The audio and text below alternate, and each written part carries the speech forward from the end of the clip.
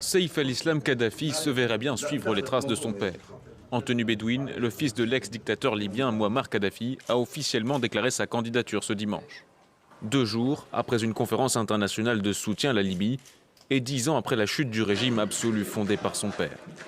Avant la révolution, Saïf al-Islam est le dauphin désigné du guide suprême. Né en 1972, il étudie notamment l'économie, puis fait office de diplomate en chef du régime. Il s'occupe par exemple des négociations pour indemniser les victimes des attentats de Lockerbie en 1988, commandités par Mouammar Kadhafi.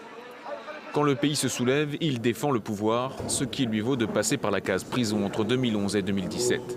Il est même condamné à mort avant de bénéficier d'une amnistie. Depuis, il tente de peser sur la politique d'un pays divisé et ravagé par la guerre civile. Lui-même soupçonné d'avoir caché la fortune du régime, il accuse l'ex-président Nicolas Sarkozy d'avoir bénéficié de fonds libyens pour financer la campagne de 2007. Nous avons financé sa campagne et nous disposons de tous les détails. Nous sommes prêts à les publier. Nous réclamons en premier que ce clown de Sarkozy rende l'argent du peuple libyen. Candidat déclaré depuis juillet, Saïf al-Islam Kadhafi dit soutenir le processus de dialogue national porté par les Nations Unies.